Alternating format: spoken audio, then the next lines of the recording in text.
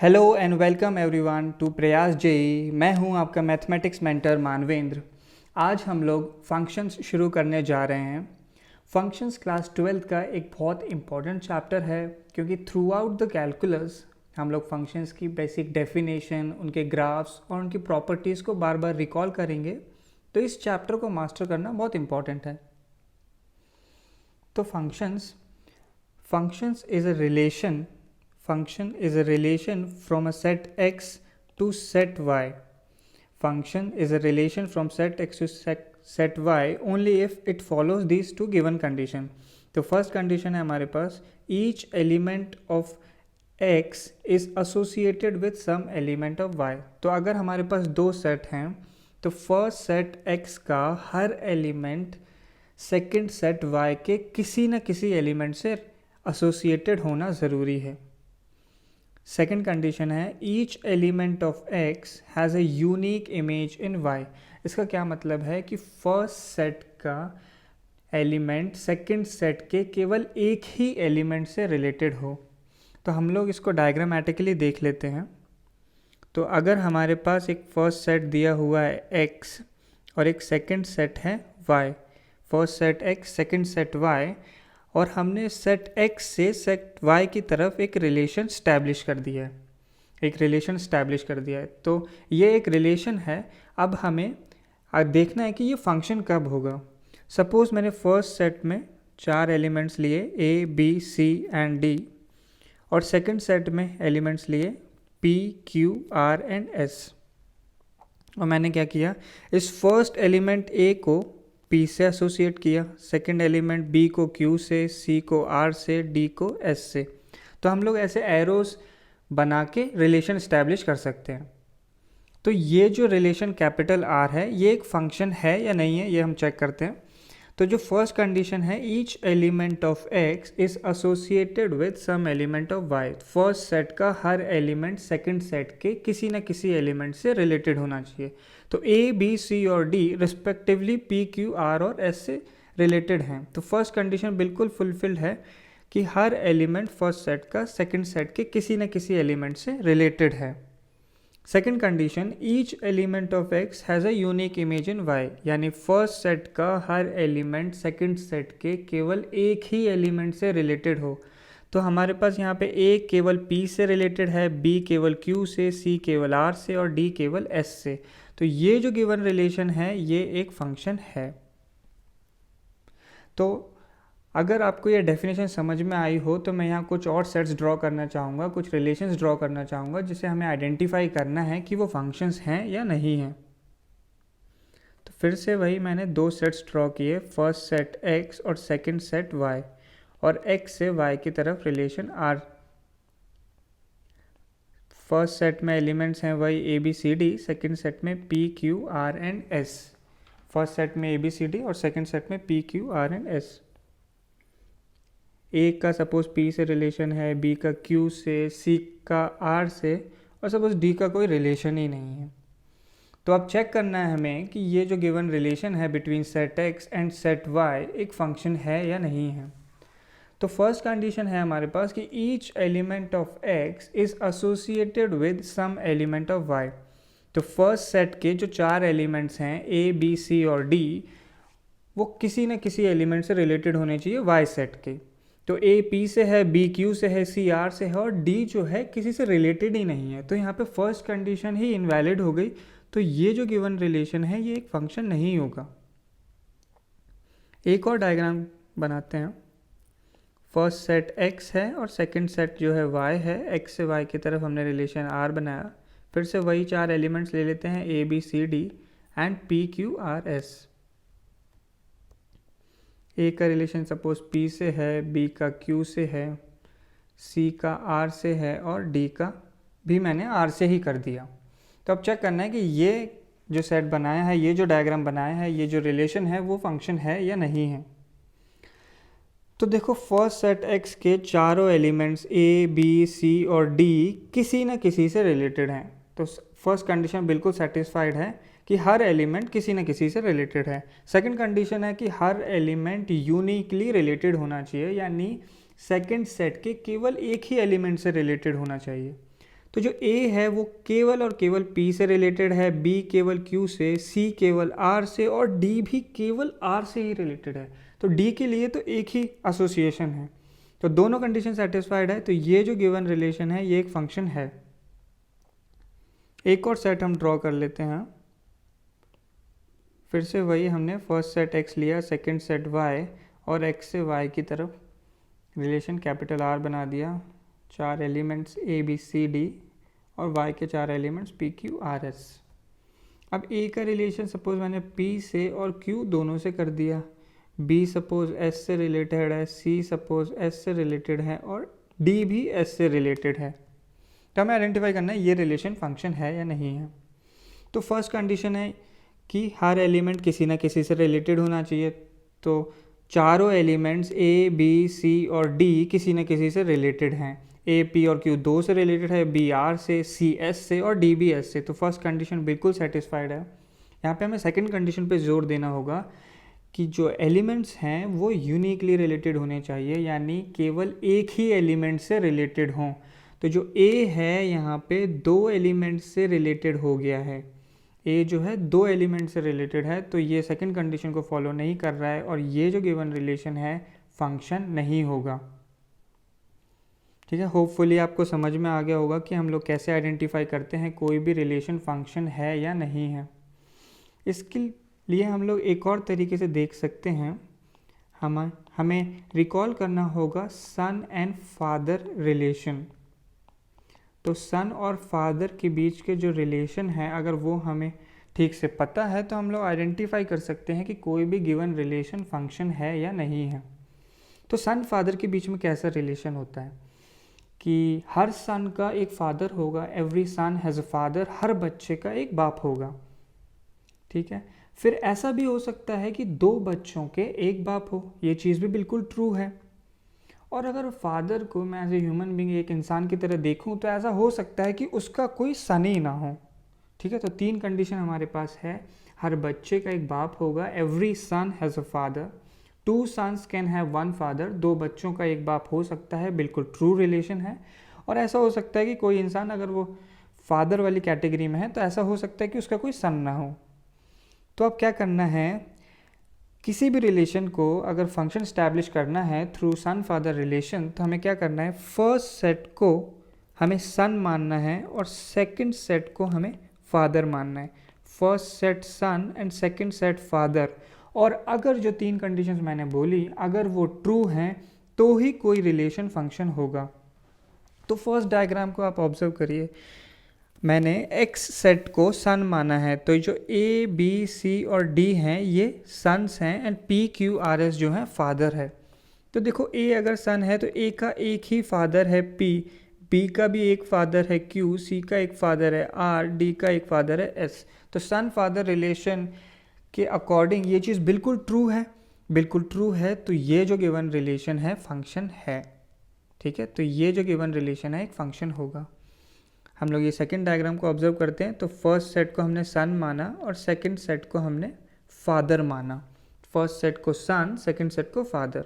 तो अब देखो ज़रा, ए सन है, ए का फादर पी है, बी का क्यू, सी का आर। अब ये जो डी है उसका कोई फादर ही नहीं है, इस डी का कोई फादर ही नहीं है। तो हमारी जो सन फादर रिलेशन है उसमें मैंने बोला था कि every son has a father, हर बच्चे का बाप होना चाहिए। तो यहाँ पे ये जो डी एलिमेंट है इसका कोई फादर ही नहीं है, तो ये जो गिवन रिलेशन है एक फंक्शन नहीं होगा। थर्ड डायग्राम की ओर आते हैं। फर्स्ट सेट को हमने वही सन माना और सेकंड सेट को फादर माना।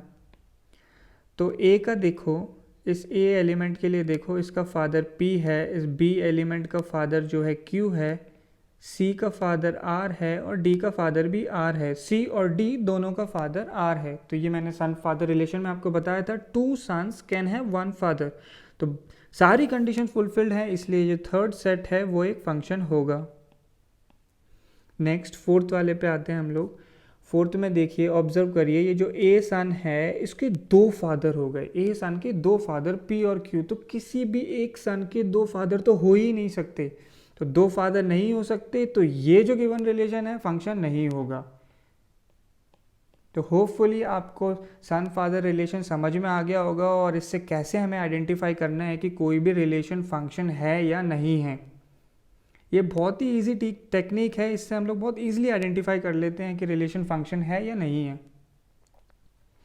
तो अब देखो हम लोगों ने दो मेथड्स यहाँ पे देख लिए हैं कि कैसे आइडेंटिफाई किया जाता है कि कोई भी गिवन रिलेशन एक फंक्शन है या नहीं है। फर्स्ट हमने मैथमेटिकल डेफिनेशन देखी, सेकंड सन फादर रिलेशन के थ्रू। तो जो मैथमेटिकल डेफिनेशन है वो थोड़ी सी कॉम्प्लिकेटेड है, तो हम इसको एक ईजी लैंग्वेज में यहाँ पे लिख लेते हैं। तो एक नोट करके मैं यहाँ पे लिख रहा हूँ। तो हमें क्या करना है, जब भी कोई रिलेशन होगा उसके फर्स्ट सेट को हम कैपिटल एक्स करके रेफ़र करेंगे और सेकंड सेट को कैपिटल वाई करके रेफ़र करेंगे। फर्स्ट सेट को कैपिटल एक्स, सेकंड सेट को कैपिटल वाई। कैपिटल एक्स के जो एलिमेंट हैं उन्हें हम स्मॉल एक्स करके रेफ़र करेंगे और कैपिटल वाई के जो एलिमेंट्स हैं उन्हें हम स्मॉल वाई करके रेफ़र करेंगे। तो ये जो रिलेशन हमने एक्स और वाई में इस्टेब्लिश किया है, ये फंक्शन कब होता है, तो दो कंडीशंस हैं। तो बहुत इजी लैंग्वेज में मैं ये कंडीशंस यहाँ पे लिख रहा हूँ कि हर x के लिए एक y होगा, हर x के लिए एक y होगा। Every element in set x has a relation with an element in set y। तो फर्स्ट कंडीशन है हर x के लिए एक y होगा और सेकंड कंडीशन है एक x के लिए एक ही y होगा, एक ही y होगा, यानी यूनिकली रिलेटेड होंगे। हर x एक यूनिक y से ही रिलेटेड होगा। तो अगर ये दोनों कंडीशन सेटिस्फाइड होती हैं तो हम कह सकते हैं कि कोई भी जो रिलेशन होगा वो फंक्शन होगा। अब सपोज कोई रिलेशन फंक्शन हो जाता है तो हम लोग देखो उसको कैसे डिनोट करते हैं, f such that x to y। इसका क्या मतलब हुआ, f एक फंक्शन है सच दैट वो x से y की तरफ है, यानी फर्स्ट सेट कैपिटल x है, सेकंड सेट कैपिटल y है। और फिर मैंने क्या बताया आपको, यहाँ पे कैपिटल x के जो एलिमेंट हैं उसे हम स्मॉल x करके रेफ़र करेंगे और कैपिटल y के एलिमेंट्स को स्मॉल y करके रेफ़र करेंगे। तो हम लोग क्या कर सकते हैं, इस फंक्शन को किस तरीके से डिफाइन कर सकते हैं, y is equal to F of x। तो हमारा फंक्शन f था जो कैपिटल x से कैपिटल y की तरफ मैप्ड है। कैपिटल Y के एलिमेंट्स को स्मॉल x बोल रहे हैं, कैपिटल y के एलिमेंट्स को स्मॉल y बोल रहे हैं। तो फंक्शन को हम लोग कैसे लिखेंगे, y is equal to F of x। हम लोग हमेशा फंक्शंस को ऐसे ही लिखेंगे, जहाँ पे जो फर्स्ट एलिमेंट यहाँ पे लिखा हुआ है वो फर्स्ट सेट को रिप्रेजेंट करेगा और जो सेकंड लिखा हुआ है वो सेकंड सेट को रिप्रेजेंट करेगा। एक और नोट मैं यहाँ पे मेंशन कर रहा हूँ, एवरी फंक्शन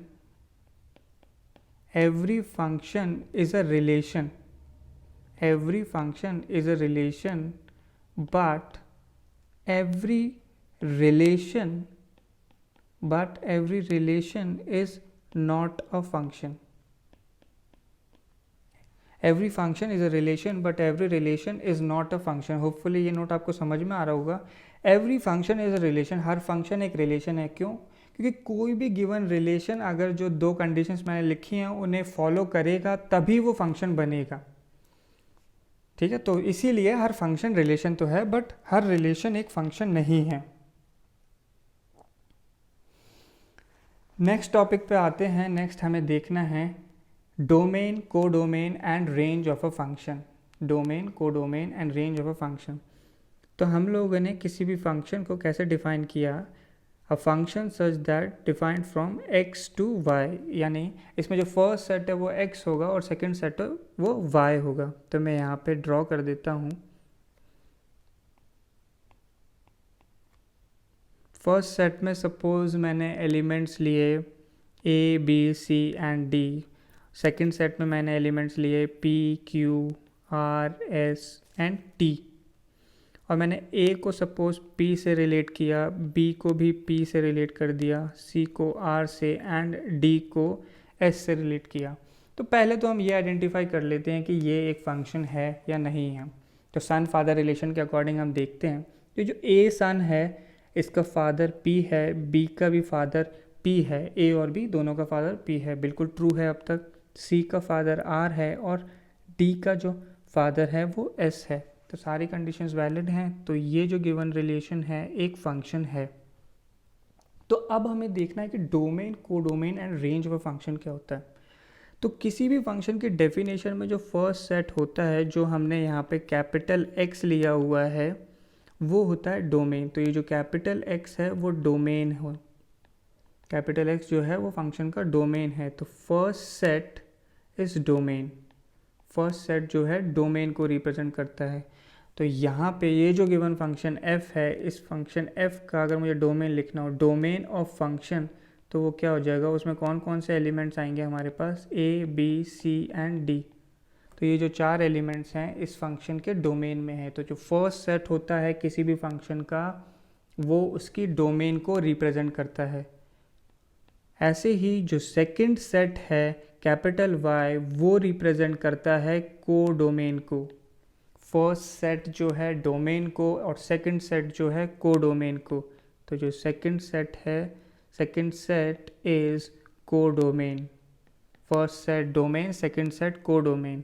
तो यहाँ पे इस फंक्शन की कोडोमेन क्या हो जाएगी, इस फंक्शन की अगर मुझे कोडोमेन लिखनी है तो वो हो जाएगी P Q R S and T। तो इसमें 5 एलिमेंट्स थे सेकंड सेट में, तो वही उसकी कोडोमेन हो गई।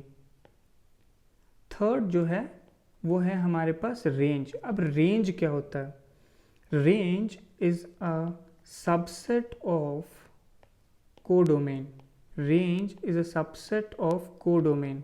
रेंज जो है कोडोमेन का सबसेट होता है। अब किसी भी गिवन सेट के तो बहुत सारे सबसेट हो सकते हैं, तो हमें कैसे पता चलेगा कि कौन सा रेंज है।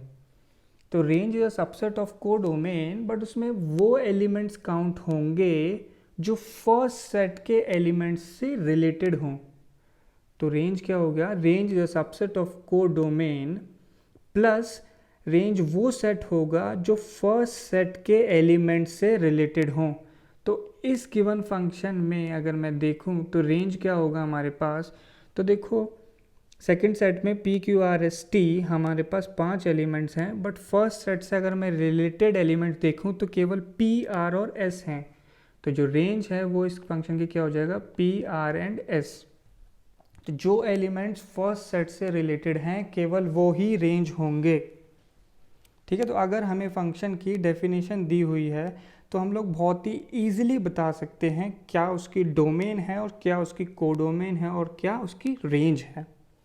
बट इन जनरल हमें क्या होगा कि हमें बताया नहीं गया होगा कि फंक्शन कहाँ से कहाँ डिफाइंड है। सपोज़ मैंने आपको बताया कि y is equal to F of X जो है फंक्शन को हम जनरली लिखते हैं। तो सपोज़ मैंने यहाँ पे एक फंक्शन डिफाइन किया y is equal to x square. तो अब डोमेन, कोडोमेन, रेंज क्या, तो कोडोमेन तो देखो अगर हमें कुछ नहीं पता तो हम लोग कोडोमेन तो ऑल रियल मान लेते हैं। हमारे लिए इंपॉर्टेंट हो जाता है डोमेन एंड रेंज। तो डोमेन वो x की वैल्यूज़ हैं जिन पे हमारा फंक्शन डिफाइंड होता है। डोमेन वो x की वैल्यूज़ हैं जहाँ पे हमारा फंक्शन डिफाइंड होता है। तो domain is those values of x, those values of x where our function is defined। तो domain is those values of x where our function is defined। तो जहाँ पे हमारा फंक्शन डिफाइंड होता है उसे हम लोग डोमेन बोलते हैं। ठीक है, तो y is equal to x square जो है, अगर एक फंक्शन है तो इसकी डोमेन क्या होगी, तो किन x के लिए हमारा फंक्शन डिफाइंड है, यानी किन x के लिए कोई ना कोई y हमें मिल जाएगा। तो देखो मैं एक्स स्क्वायर में कोई भी एक x फिल करता हूँ तो मुझे कोई ना कोई y तो ज़रूर मिलेगा। कोई भी x की वैल्यू मैं रखूँ तो मुझे कोई ना कोई y ज़रूर मिलेगा। तो x की हर वैल्यू के लिए कोई ना कोई y होगा, तो x की हर वैल्यू के लिए मेरा फंक्शन डिफाइंड है। तो इस फंक्शन की जो डोमेन है वो ऑल रियल है, यानी आप x की कोई भी रियल वैल्यूज़ रखो तो मुझे कोई ना कोई y मिलेगा। अब रेंज क्या होगा, जो हम लोग x की वैल्यूज़ इनपुट दे रहे हैं उन पे मुझे y का जो आउटपुट मिलेगा वो मेरी रेंज होगा। जो x में हम जो डोमेन में जो x की वैल्यूज़ इनपुट कर रहे हैं उन पे जो y का आउटपुट होगा वो हमारी रेंज होगी। ठीक है, होपफुली आपको डोमेन और रेंज समझ में आ गया होगा। हम लोग जैसे जैसे बेसिक फंक्शंस की डेफिनेशंस पढ़ेंगे उनकी डोमेन रेंज को हम साथ साथ देखते जाएंगे, तो तब आपको और क्लैरिटी आ जाएगी कि क्या डोमेन होता है, क्या रेंज होता है। अगर फंक्शन हमें सेट्स की फॉर्म में दिया हुआ है, हमें क्लियरली अगर पता है कि वो कहाँ से कहाँ डिफाइंड है, तो हम डोमेन रेंज कोडोमेन देखते ही बता सकते हैं। नेक्स्ट है हमारे पास graphical representation of function. Graphical representation of function, तो हमने पहले जो फंक्शन है y is equal to x square देखा था, तो फिर से हम इसी को ऑब्जर्व करते हैं।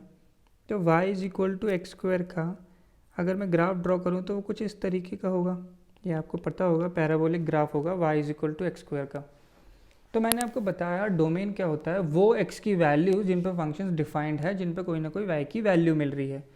तो इस ग्राफ को अगर हम ऑब्जर्व करें तो हर x पे कोई ना कोई मुझे y मिल रहा है।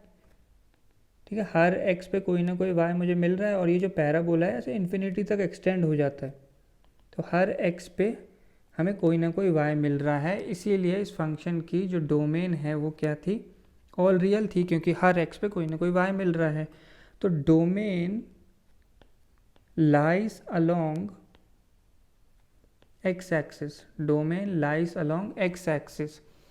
तो ग्राफ हमारा एक्स एक्सिस को कैसे कवर कर रहा है वो हमारी डोमेन होती है। तो यहाँ पे ये जो ग्राफ है y is equal to x square वो पूरी एक्स एक्सिस को कवर कर रहा है, इसलिए जो डोमेन है वो ऑल रियल होगी। नेक्स्ट हमें देखना है रेंज। रेंज क्या होता है, जो x की वैल्यूज़ हम फंक्शन में रख रहे हैं उन पे जो y का हमें आउटपुट मिल रहा है। तो यहाँ पे अगर हम देखें तो हर x के करस्पॉन्डिंग हमें कुछ y मिल रहे हैं, जो भी हमने x की वैल्यूज़ यहाँ पे इनपुट दी हैं उनके करस्पॉन्डिंग हमें कोई ना कोई y मिल रहा है। तो ये जो y की वैल्यूज़ हैं ये हमारी रेंज होगी। तो आप देख सकते हैं यहाँ पे जो रेंज ऑफ फंक्शन होगी वो क्या होगी, देखो जो ग्राफ है y एक्सिस में केवल पॉजिटिव की तरफ है, यानी पॉजिटिव y आ रहे हैं, प्लस अगर मैं ज़ीरो पे देखूँ, ओरिजिन पे देखूँ तो मुझे ज़ीरो मिल रहा है। तो इस फंक्शन की रेंज क्या हो जाएगी, पॉजिटिव रियल नंबर्स और साथ में ज़ीरो भी होगा, पॉजिटिव रियल नंबर्स और ज़ीरो। तो इसको अगर मैं इंटरवल फॉर्म में लिखूँगा तो ये क्या हो जाएगा, ज़ीरो क्लोज टू इन्फिनिटी। तो x की वैल्यूज़ इनपुट देने पे कौन सी y की वैल्यूज़ आ रही हैं उसे हम रेंज कहते हैं। ठीक है, तो डोमेन जो है lies along x axis and range lies along y axis. Range जो है y एक्सिस पे चेक की जाती है और डोमेन जो है x एक्सिस पे चेक की जाती है। तो अगर कोई फंक्शन का ग्राफ हमें पता है तो हम लोग देखते ही बता सकते हैं क्या उसकी डोमेन है और क्या उसकी रेंज है। अब ये जो ग्राफिकल रिप्रेजेंटेशन ऑफ फंक्शन है इसमें हमें देखो क्या चेक करना है कि अगर सपोज मुझे ग्राफ गिवन है, किसी रिलेशन का अगर मुझे ग्राफ गिवन है तो मुझे आइडेंटिफाई करना है कि वो फंक्शन है या नहीं है।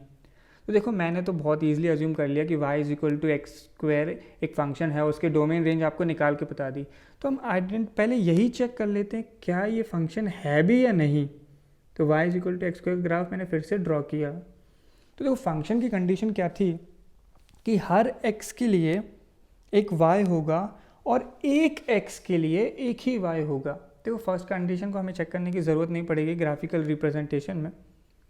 सेकंड कंडीशन हमें देखनी है कि एक x के लिए अगर एक ही y है तो वो फंक्शन होगा, एक x के लिए एक ही y हो तो वो फंक्शन होगा। तो x कैसे चेक किया जाता है, x कैसे चेक किया जाता है, आप वर्टिकल लाइंस ड्रॉ करो। देखो मैंने इस पे ये वर्टिकल लाइन ड्रॉ करी अगर सपोज, तो इस वर्टिकल लाइन में x की वैल्यू x1 है, तो x1 के करस्पॉन्डिंग हमें एक ही y मिल रहा है। तो अगर हम एक और वर्टिकल लाइन ड्रॉ करें तो इस x2 के करस्पॉन्डिंग हमें एक ही y मिल रहा है, पहले x1 पे एक y मिला फिर x2 पे एक y मिला। ऐसे ही मैंने अगर इनफाइनाइट वर्टिकल लाइंस ड्रॉ करी तो मुझे हर x पे केवल एक ही y मिल रहा है। तो अगर इजी लैंग्वेज में मैं बोलूँ कि अगर हमने इनफाइनाइट वर्टिकल लाइंस ड्रॉ करी पैरेलल टू y एक्सिस और अगर वो केवल एक ही पॉइंट पे कट करती है ग्राफ को तो वो ग्राफ फंक्शन का होगा। इसीलिए y is equal to x square जो है एक फंक्शन है। ठीक है, यहाँ पे हमारे पास लिखा हुआ है straight line drawn parallel to y axis should cut at only one point. Infinite vertical lines draw करनी है और अगर वो एक पॉइंट पे कट करती है तो वो रिलेशन फंक्शन है, वरना नहीं। तो कुछ और ग्राफ्स हम लोग ड्रॉ करके देखते हैं और आइडेंटिफाई करते हैं कि वो फंक्शंस के ग्राफ हैं भी या नहीं। तो एक ग्राफ मैंने यहाँ पे ये ड्रॉ कर दिया। होपफुली आपको समझ में आ रहा होगा कि ये राइट पैराबोला मैंने ड्रॉ किया है, तो इस फंक्शन की इक्वेशन क्या होगी, y square is equal to 4ax type. तो आपने कोनिक सेक्शन में ये चीज़ शायद पढ़ रखी होगी। अब हमें क्या करना है, इनफाइनाइट वर्टिकल लाइंस ड्रॉ करनी है और सब की सब एक ही पॉइंट पे अगर कट करेंगी तो ही फंक्शन है। अगर एक भी लाइन एक से ज़्यादा पॉइंट पे कट कर गई तो वो फंक्शन नहीं होगा। तो देखो ये मैंने वर्टिकल लाइन ड्रॉ करी और ये 2 पॉइंट पे कट कर गई, यानी इस x के करस्पॉन्डिंग हमें 2y मिल गए, तो ये फंक्शन नहीं है। ठीक है, तो जो राइट पैराबोला है वो फंक्शन नहीं है। कुछ और ग्राफ्स के लिए हम लोग यहाँ पे चेक करते हैं कि वो फंक्शंस हैं या नहीं हैं। तो फर्स्ट मैंने ड्रॉ किया सर्कल ड्रॉ किया। तो सर्कल एक फंक्शन है या नहीं है, हमें ये आइडेंटिफाई करना है। तो ये कैसे पता चलेगा, हमें क्या करना होगा, इनफाइनाइट वर्टिकल लाइंस ड्रॉ करते हैं और अगर एक भी लाइन एक से ज़्यादा पॉइंट पे कट कर गई तो फंक्शन नहीं होगा। तो देखो मैंने ये वर्टिकल लाइन ड्रॉ करी और ये एक से ज़्यादा पॉइंट पे कट कर गई, तो circle is not a function.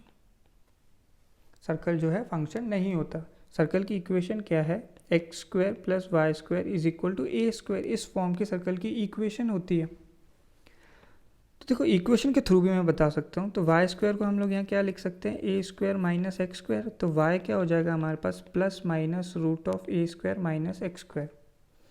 तो अब देखो ज़रा, अगर मैंने x की कोई भी वैल्यू इनपुट करी, सपोज x की वैल्यू मैं 1 ले लेता हूँ, तो y की मेरे पास 2 वैल्यूज़ आएंगी, ए स्क्वायर माइनस 1 स्क्वायर और a plus root of a square minus 1 square और minus root of a square minus 1 square. तो एक x के लिए 2 y आ गए, तो ये फंक्शन नहीं है। ऐसे ही सपोज मैंने एलिप्स ड्रॉ किया, तो एलिप्स पे तुम वर्टिकल लाइंस ड्रॉ करोगे, तो वर्टिकल लाइंस एक से ज़्यादा पॉइंट पे कट कर रही हैं, तो एलिप्स जो है एक फंक्शन नहीं होगा। नेक्स्ट मैंने हाइपरबोला ड्रॉ किया, तो हाइपरबोला में आप कहोगे कि सर मैंने तो ऐसे वर्टिकल लाइन ड्रॉ कर दी है, तो एक भी पॉइंट पे कटिंग कर रही। पर वर्टिकल लाइन टेस्ट से मैंने क्या बोला है, इनफाइनाइट वर्टिकल लाइंस ड्रॉ करनी है। तो मैंने ये वर्टिकल लाइंस ड्रॉ करी तो ये 2 पॉइंट पे कट कर गई, तो ये फंक्शन नहीं होगा। तो इनफाइनाइट वर्टिकल लाइंस ड्रॉ करनी है और कोई भी लाइन एक से ज़्यादा पॉइंट पे कट ना करने पाए। एक और ग्राफ ड्रॉ कर दिया, शायद ये ग्राफ आपको पता होगा, ये रेक्टेंगुलर हाइपरबोला का ग्राफ है। तो इसमें मैं कितनी भी लाइंस ड्रॉ करूं, कोई भी लाइन जो है एक से ज़्यादा पॉइंट पर कट नहीं करेगी, तो ये एक फंक्शन है। अब रैंडमली सपोज मैंने ऐसे कोई भी ग्राफ ड्रॉ कर दिया, तो आइडेंटिफाई करना है ये फंक्शन है या नहीं है। तो वर्टिकल लाइंस ड्रॉ करनी है हमें, बस हमें कोई मतलब नहीं वो क्या इक्वेशन है उसकी, वर्टिकल लाइंस ड्रॉ करो, सब एक ही पॉइंट पे कट करेंगी तो फंक्शन होगा, वरना फंक्शन नहीं होगा। ठीक है, तो इसे हम लोग कहते हैं वर्टिकल लाइन टेस्ट। हमें इनफाइनाइट वर्टिकल लाइंस ड्रॉ करनी है ग्राफ पे, अगर लाइन कोई भी एक लाइन अगर एक से ज़्यादा पॉइंट पे कट कर गई तो वो फंक्शन नहीं है। नेक्स्ट है हमारे पास rules for finding domain. Rules for finding domain, first है expression under even root, that is square root, fourth root, sixth root जो है पॉजिटिव होगा, greater than equal to 0, non negative होगा। तो ये चीज़ हमने पढ़ी हुई है कि suppose root of x square हमें दिया हुआ है, रूट ऑफ एक्स स्क्वायर हमें दिया हुआ है, तो ये जो एक्स स्क्वायर है ये greater than equal to 0 quantity होनी चाहिए। देखो रूट के अंदर कभी भी नेगेटिव नंबर्स नहीं आएंगे। क्यों? अगर रूट के अंदर नेगेटिव नंबर्स आए तो वो कॉम्प्लेक्स हो जाएगा, आयोटा वाली फॉर्म आ जाएगी। और हम लोग फंक्शंस में जो है रियल फंक्शंस की ही बात करते हैं, तो रूट के अंदर कभी भी नेगेटिव नंबर्स नहीं आने चाहिए। तो कहीं भी हमें square root, fourth root, sixth root, कोई भी इवन रूट दिखा तो हमें उसके अंदर जो भी क्वांटिटी लिखी हुई है उसे ग्रेटर दैन इक्वल टू 0 करना है। तो मेरे पास अगर फंक्शन दिया है y is equal to root of x cube, तो इसकी डोमेन निकालने के लिए आप लोगों को क्या सॉल्व करना होगा? X cube greater than equal to 0। ठीक है, सीधा सा रूट के अंदर जो भी लिखा हो उसे ग्रेटर दैन इक्वल टू 0 कर दें। तो ये हो गया हमारा फर्स्ट रूल। सेकंड है denominator should not be equal to 0। तो ये चीज़ हमने पढ़ी होगी, कोई भी रैशनल नंबर अगर p बाई क्यू फॉर्म का है तो ये जो q है इज़ नॉट इक्वल टू 0। कभी भी किसी भी फंक्शन में जो भी डिनोमिनेटर लिखा हो वो 0 नहीं होना चाहिए। तो अगर मेरे पास फंक्शन लिखा है y is equal to 1 by x और कोई मुझसे बोले इसकी डोमेन निकालनी है, तो इसकी डोमेन क्या हो जाएगी? x belongs to all real except 0। 0 नहीं होना चाहिए, डिनोमिनेटर कभी भी 0 नहीं होना चाहिए। थर्ड रूल है if domain of y is equal to F of x is d1, y equal to g of x is d2। एक फंक्शन हमें दिया हुआ है f ऑफ एक्स, उसकी डोमेन है d1। एक फंक्शन हमें दिया हुआ है g ऑफ एक्स, उसकी डोमेन है d2। पहले फंक्शन की डोमेन d1, दूसरे फंक्शन की domain d2 respectively. Then the domain of f of x plus minus g of x और f of x into g of x is d1 intersection d2। तो first function की domain d1 है, second function की domain d2 है। Suppose मैंने कोई एक नया फंक्शन बनाया जो इन दोनों के एडिशन से बनता है, तो मेरे लिए ये y की तरह बिहेव कर रहा है h of x, और ये जो है जो राइट हैंड साइड में लिखा है वो x की तरह। तो डोमेन की डेफिनेशन क्या थी? x की वो वैल्यूज जिनके लिए y डिफाइंड हो। तो f of x plus g of x की वो वैल्यूज जिनके लिए h ऑफ x डिफाइंड है। तो हमें पता है कि ये जो f ऑफ x है ये d1 पे डिफाइंड है और जो g ऑफ x है वो d2 पे डिफाइंड है। बट अगर h ऑफ x को डिफाइंड होना है तो f और g दोनों डिफाइंड होने चाहिए। दोनों डिफाइंड होने चाहिए तो d1 और d2 में क्या आ जाएगा? इंटरसेक्शन। जब भी कॉमन पार्ट लेना है तो इंटरसेक्शन आता है। तो d1 और d2 दोनों, f और g जब दोनों डिफाइंड होंगे तो d1 इंटरसेक्शन d2 हो जाएगा। ऐसे ही सपोज h ऑफ x हमने ले लिया, f of x minus g of x, तो प्लस माइनस से कोई फ़र्क नहीं पड़ता। तो h ऑफ x को डिफाइंड होने के लिए f और g दोनों डिफाइंड होने चाहिए, दोनों डिफाइंड होने चाहिए, तो दोनों की डोमेन का क्या आएगा? इंटरसेक्शन आएगा। नेक्स्ट हमने कंसिडर कर लिया इन्हीं दोनों फंक्शंस का प्रोडक्ट ले लिया। Suppose f of x into g of x, फिर से वही होगा हमारे पास कि f और g जब दोनों डिफाइंड होंगे तभी h डिफाइंड होगा। तो दोनों डिफाइंड करने के लिए हमें क्या लेना होगा? इंटरसेक्शन। अगर सपोज हमने इन दोनों को डिवाइड किया, h ऑफ x को हमने लिखा f of x upon g of x, तो देखो h ऑफ x कब डिफाइंड होगा? जब f ऑफ x भी डिफाइंड हो और g ऑफ x डिफाइंड हो, दोनों की दोनों डिफाइंड हो। तो दोनों डिफाइंड होंगे तो d1 इंटरसेक्शन d2 आएगा। बट अगर हम सेकंड रूल को अगर रिविजिट करें तो सेकंड रूल क्या कहता है? डिनोमिनेटर कभी भी 0 नहीं होना चाहिए।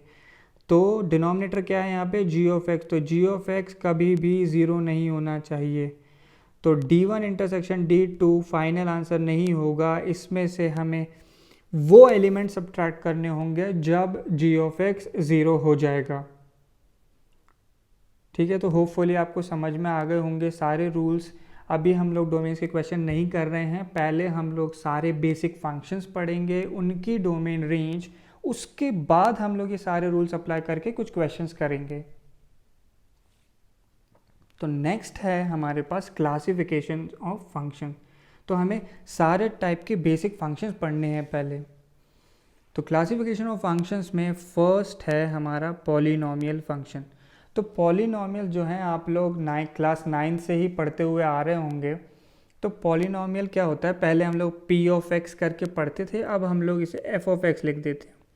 फंक्शन में पढ़ रहे हैं तो एफ ऑफ एक्स लिख दिया। एफ ऑफ एक्स, तो कोई भी पॉलिनॉमियल किस तरीके का होता है, ए नॉट इंटू एक्स की power n plus a one x की power n minus one plus a two x की पावर एन माइनस टू, और इस तरीके से हमारे पास ये चलते जाता है a n minus one x plus a n. कोई भी पॉलिनॉमियल की जो जनरल फॉर्म है ये होती है। तो पॉलिनॉमियल में हमें दो चीज़ें ध्यान रखनी है। फर्स्ट, ये जो कोफिशिएंट्स लिखे हुए हैं a nought, a one, a two, a n minus one, और ये जो ए एन है, ये सारे की सारे हमारे पास क्या होने चाहिए, पहली बात तो क्या, रियल नंबर्स। रियल नंबर्स क्यों, क्योंकि फंक्शंस में हम केवल और केवल रियल नंबर्स की बात करते हैं। तो फर्स्ट थिंग तो क्या, ये रियल नंबर्स होंगे। सेकंड थिंग क्या, कि ये जो लीडिंग पॉलिनॉमियल है, ये जो लीडिंग कोफिशिएंट है वो नॉन ज़ीरो होना चाहिए। लीडिंग कोफिशिएंट क्या होता है, लीडिंग कोफिशिएंट वो होता है जो x की हाईएस्ट डिग्री के आगे लिखा हो, जो x की हाईएस्ट डिग्री के आगे लिखा हो। तो इस फंक्शन में x की हाईएस्ट डिग्री वाला टर्म जो है वो x की पावर n है, तो n जो है यहाँ पे डिग्री ऑफ पॉलिनॉमियल है। ये चीज़ें आप लोगों ने 9-10 में पहले ही पढ़ रखी होंगी, डिग्री क्या होता है। तो जो x की हाईएस्ट पावर होती है वो डिग्री होती है। तो अगर मेरे पास ऐसे पॉलिनॉमियल लिखा है y is equal to x cube plus x square plus x, तो यहाँ पे जो डिग्री है वो क्या हो गई, 3 डिग्री हो गई हमारे पास 3। तो लीडिंग टर्म, हाईएस्ट डिग्री वाले टर्म के आगे जो कोफिशिएंट लिखा है वो नॉन ज़ीरो होगा, क्योंकि उसी से हम लोग डिग्री को डिफाइन करते हैं। प्लस एक चीज़ और, ये जो n है ये नॉन नेगेटिव, n जो है एक नॉन नेगेटिव इंटीजर होना चाहिए।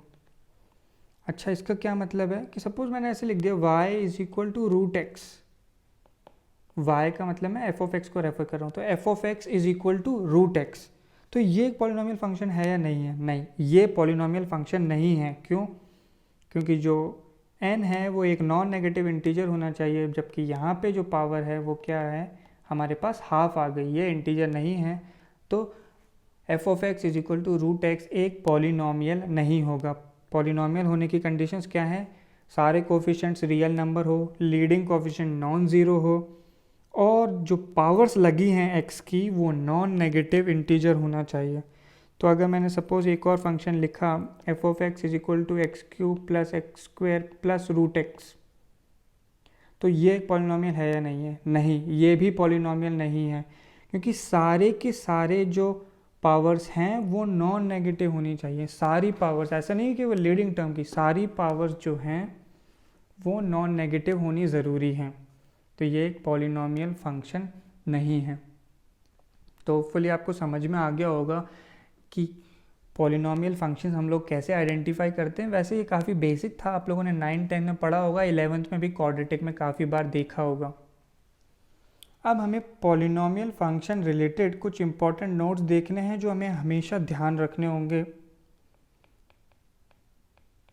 तो नोट का जो फर्स्ट पॉइंट है, a polynomial function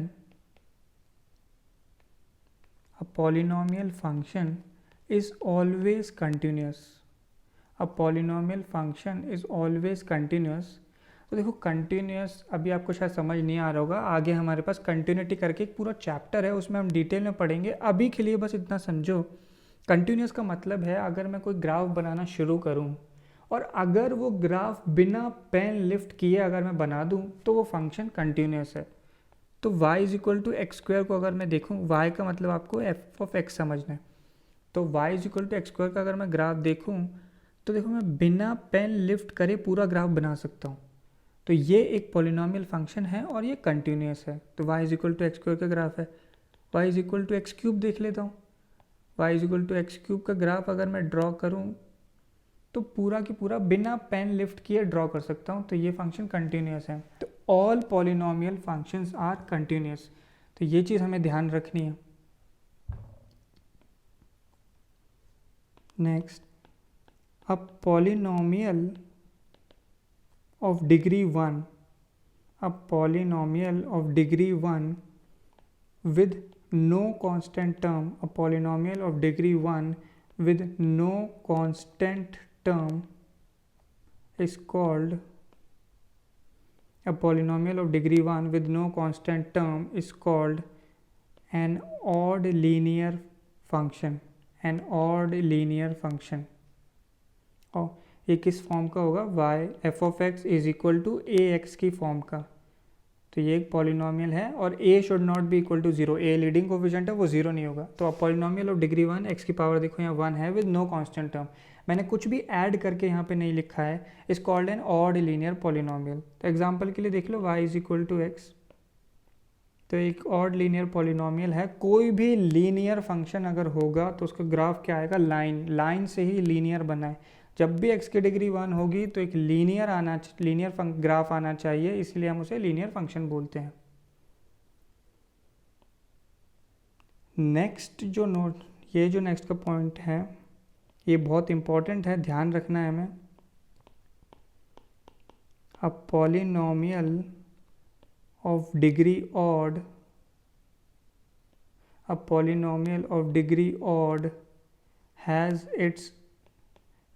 its range minus infinity to infinity, या फिर मैं कह सकता हूँ ऑल रियल। तो कोई भी अगर ऑड डिग्री पॉलिनॉमियल है तो उसकी जो रेंज है वो ऑल रियल होगी। तो कुछ एग्जांपल्स मैं देख लेता हूँ। सपोज मैंने y is equal to x cube जो ग्राफ पहले ड्रॉ किया, तो y is equal to x cube का ग्राफ है ये, तो इसकी रेंज आप देख सकते हैं ऑल रियल है, ऐसे इनफाइनाइट तक एक्सटेंड होगा ये ग्राफ। तो माइनस इन्फिनिटी से प्लस इन्फिनिटी पूरे में, देखो आपको y एक्सिस पे रेंज देखनी होती है, तो पूरा माइनस इन्फिनिटी से प्लस इन्फिनिटी पूरा कवर कर रहा है। तो कोई भी ऑड डिग्री पॉलिनॉमियल है तो उसकी जो रेंज है वो क्या होगी, ऑल रियल होगी। कोई भी ऑड डिग्री पॉलिनॉमियल की जो रेंज है वो ऑल रियल होगी, ये हमें ध्यान रखना होगा। नेक्स्ट पॉइंट हम देखते हैं, अ even degree polynomial, a even degree polynomial has its range as a subset of all real। ठीक, कोई भी इवन डिग्री पॉलिनॉमियल है तो उसकी रेंज ऑल रियल नहीं हो सकती, वो ऑल रियल का कोई ना कोई सबसेट होगा। तो कोई भी इवन डिग्री पॉलिनॉमियल ले लेते हैं, y is equal to x square ही ले लिया सपोज, तो y is equal to x का ग्राफ आपको याद हो ही गया होगा। इसकी जो रेंज है वो हमने क्या निकाली थी, 0 टू इन्फिनिटी। तो आप देख सकते हैं 0 टू इन्फिनिटी जो है ऑल रियल का ही सबसेट है। तो ऑड डिग्री पॉलिनॉमियल की रेंज हमें देखते ही बता देनी है कि वो क्या होगी, ऑल रियल। और इवन डिग्री पॉलिनॉमियल की रेंज क्या होगी, is a subset of all real. ठीक है, वो ऑल रियल नहीं होगी। तो y is equal to x square हो, x की पावर 4 हो, x की पावर 6, x की पावर 8, कोई भी इवन पॉलिनॉमियल दिखा उसकी रेंज ऑल रियल नहीं हो सकती। और कोई भी इवन डिग्री दिखा, y is equal to x cube, x की पावर 5, x की पावर 7, कुछ भी हो, देखते ही उसकी रेंज क्या होगी, ऑल रियल। तो नेक्स्ट हमारे पास जो नेक्स्ट टाइप का फंक्शन है वो है एल्जेब्राइक फंक्शन। तो एल्जेब्राइक फंक्शन क्या होता है, तो एल्जेब्रा में हम लोग क्या यूज़ करते हैं, mainly addition, subtraction, multiplication, division, taking roots, ये सब हमारे बेसिक एल्जेब्रा के ऑपरेटर्स होते हैं। तो इन ऑपरेटर्स को यूज़ करके अगर कोई फंक्शन बनता है तो हम उसे क्या बोलेंगे, एल्जेब्राइक फंक्शन। ठीक है, बेसिक एल्जेब्राइक ऑपरेटर्स को यूज़ करके अगर कोई फंक्शन बनता है तो उसे हम लोग क्या बोलेंगे, एल्जेब्राइक फंक्शन। जैसे एग्जांपल के लिए अगर मैं यहाँ पे लिखूँ तो मैंने फंक्शन लिया सपोज एक्स स्क्वायर प्लस 1, तो मैंने प्लस लगाया बीच में, एक एल्जेब्राइक फंक्शन हो गया। सपोज मैंने उस पर रूट ले लिया, अभी भी ये एक एल्जेब्राइक फंक्शन है। कोई और फंक्शन लिख देता हूँ, सपोज एक्स की पावर 4 माइनस 16 एक्स स्क्वायर, और सपोज मैंने डिवाइड कर दिया इसे एक्स प्लस रूट एक्स से। तो ये एक एल्जेब्राइक फंक्शन है, मैंने बेसिक एल्जेब्राइक ऑपरेटर्स को यूज़ किया और फंक्शंस क्रिएट कर दिए। तो बस ये हो गया एल्जेब्राइक फंक्शन। तो इसमें एक नोट हमें ध्यान रखना है, कि all polynomial functions are algebraic। ठीक है, हर पॉलिनोमियल फंक्शन एल्जेब्रिक होता है। कोई भी पॉलिनोमियल ले लो, y is equal to x cube plus x ले लिया, मैंने प्लस ही तो लगाया है बीच में, और x पे पावर रेस करिए 3, तो all polynomial functions are algebraic. But converse is not true, converse is not true.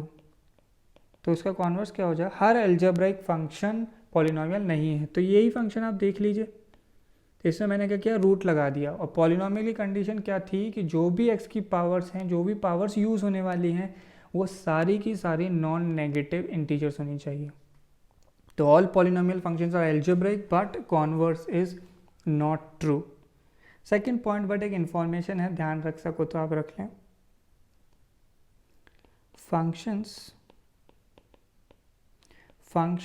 which are not algebraic are called transcendental।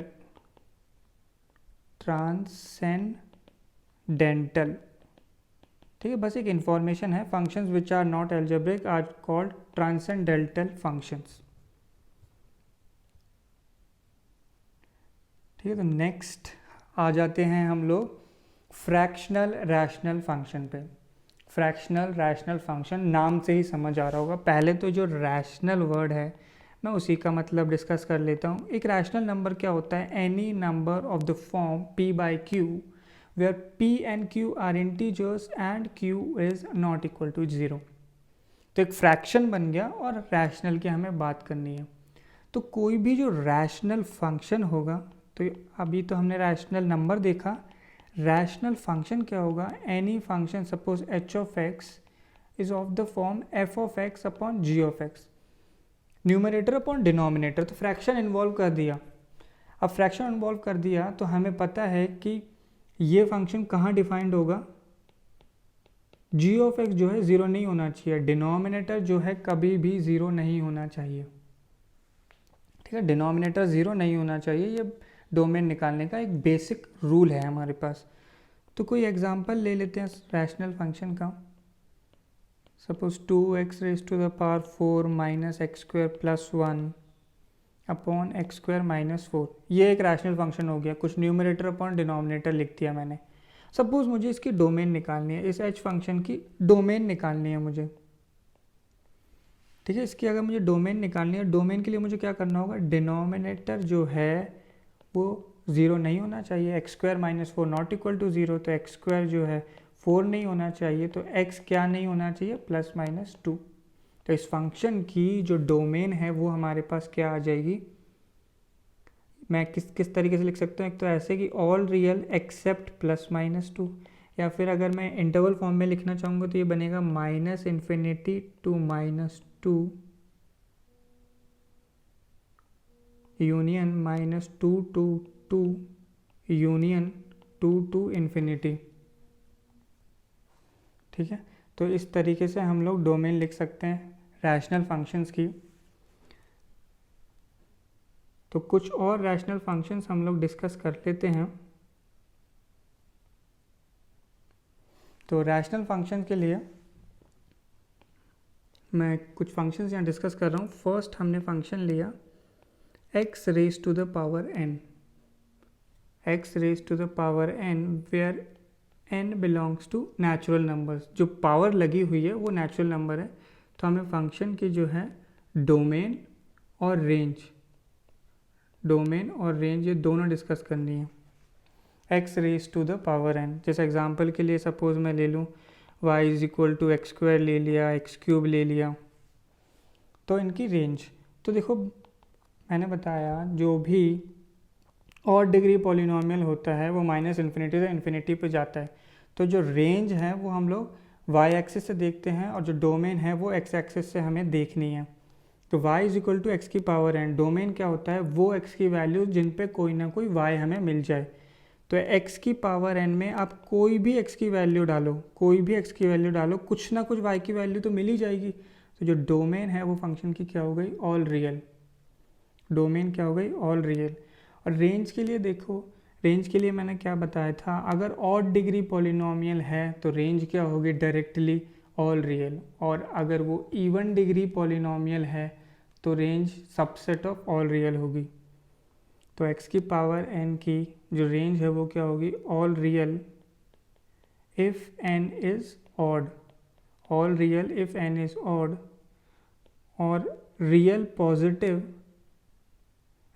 Positive plus zero if n is even. अगर even degree है तो positive number साथ में zero, देखो y is equal to x square की आप range देखो तो पॉजिटिव y आ रहे हैं और साथ में ज़ीरो, तो पॉजिटिव, रियल पॉजिटिव और ज़ीरो, या फिर ज़ीरो क्लोज टू इन्फिनिटी अगर y एक इवन नंबर, अगर n जो है इवन होगा तो। सेकंड हम ले लेते हैं x 1/x raise to the power n and n belongs to natural.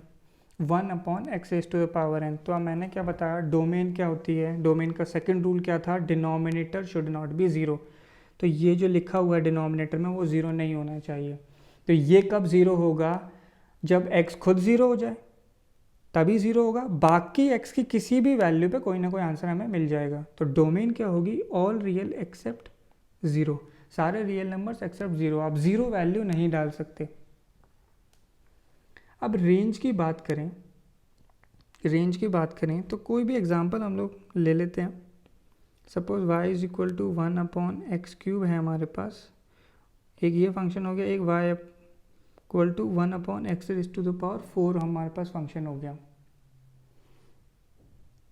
ठीक है, तो रेंज हमें देखने, रेंज क्या हो जाएगी, all real except zero if n is odd, all real except 0 if n is odd, all real except 0 if n is odd। और अगर इवन हो जाएगा फंक्शन, अगर पावर इवन हो जाती है तो रेंज आ जाएगी real positive number if n is even, all real except zero if n is odd and real positive numbers if n is even. ये हम लोग जब ग्राफ्स पढ़ेंगे तब आपको डिटेल में समझ आ जाएगा। अभी के लिए मैं एक ग्राफ यहाँ, दो ग्राफ्स यहाँ पे ड्रॉ कर देता हूँ जिनसे आप लोग आइडिया लगा सकते हैं। एक y is equal to 1/x, y is equal to 1/x rectangular hyperbola होता है, शायद xy इक्वल टू 1 से आप समझ जाएँ, तो उसका जो ग्राफ है वो इस तरीके से आता है। तो y is equal to 1/x का ग्राफ है। इससे अगर रेंज हमें देखनी होती है y एक्सिस पे, रेंज y एक्सिस पे, तो आप देखो यहाँ पे पॉजिटिव रियल नंबर्स आ गए, यहाँ पे negative real numbers, but zero कभी भी नहीं आएगा। तो y is equal to 1/x से रिलेट करके आप देख सकते हैं कि range is all real except zero if n is odd. Next graph देख लेता हूँ, y is equal to 1/x² का, y is equal to 1/x² का ग्राफ जो है इस तरीके से आता है। तो range is real positive numbers आ रहे हैं बस केवल इफ़ n इज़ इवन।